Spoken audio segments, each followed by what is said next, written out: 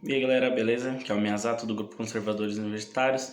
Estou aqui para comentar com vocês sobre a importância da ficção, da fantasia, para a formação do imaginário, para a criação e o aumento do repertório, para a gente poder analisar situações concretas do dia a dia.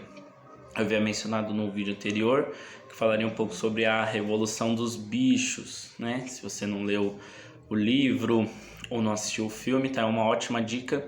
Se você não tiver condições de ler o livro agora, pelo menos o filme é muito interessante, é bom que assista.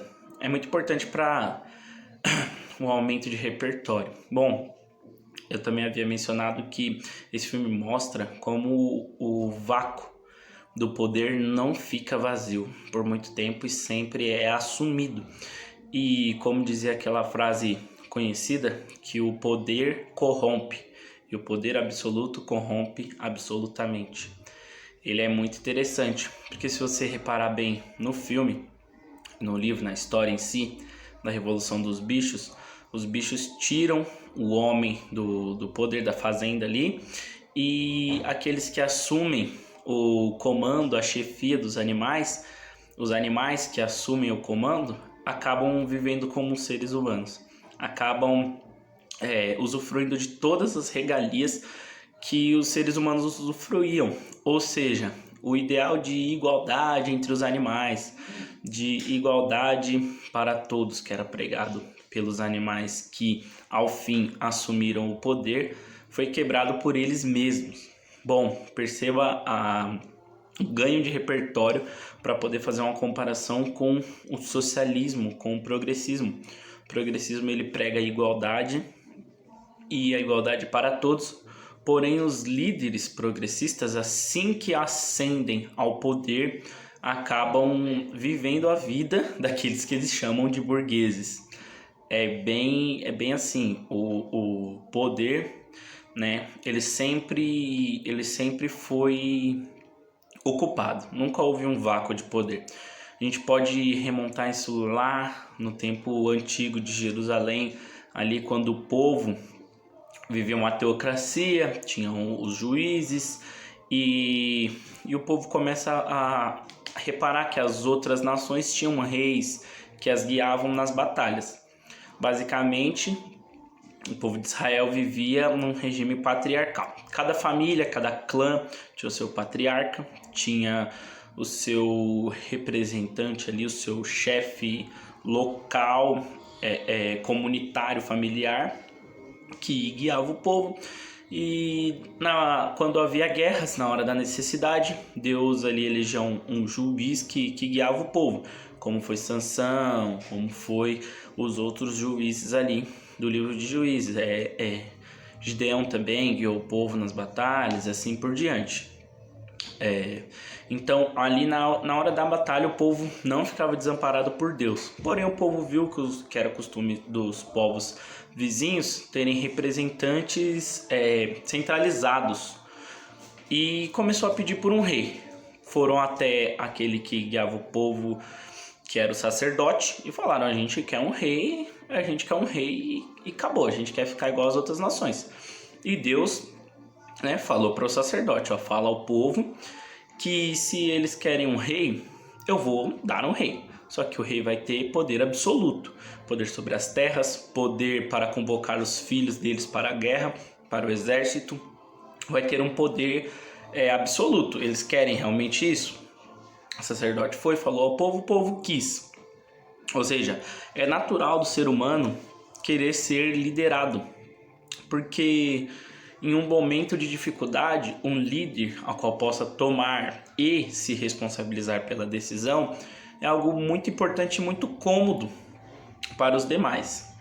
Bom, por pior que o líder seja, é sempre um peso muito grande tomar as decisões. É sempre uma carga muito grande arcar com as consequências das decisões.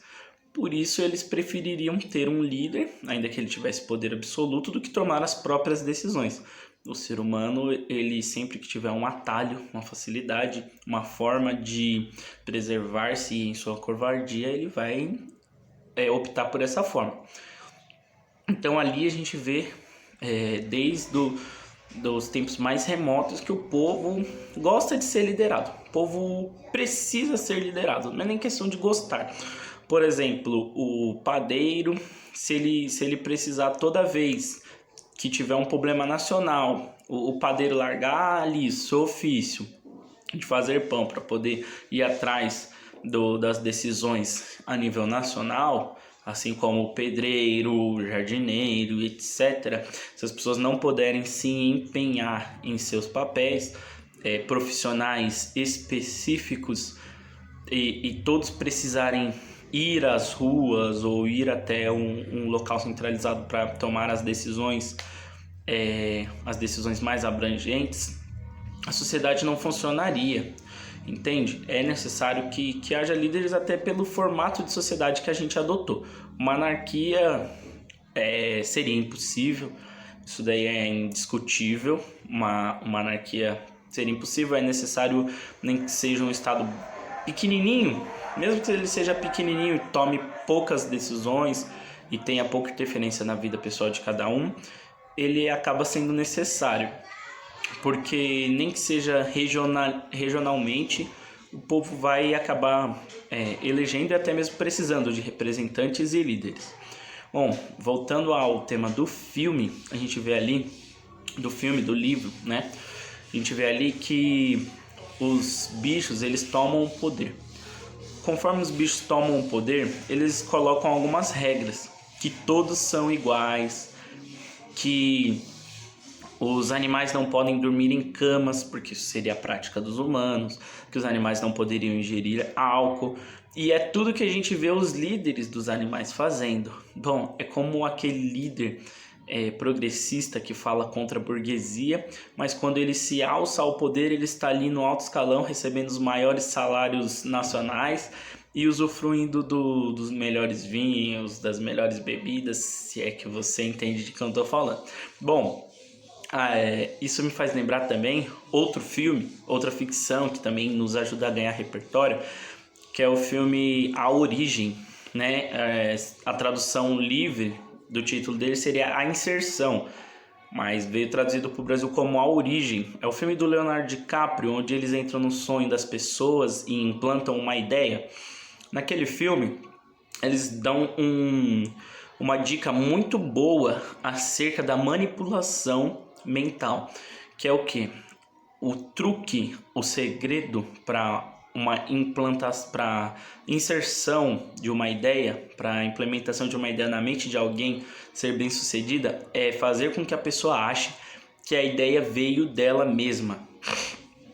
E isso garantiria que a ideia seria implantada com sucesso na mente da pessoa, porque a pessoa acharia que a ideia é dela mesma, então ela iria aderir sem restrições.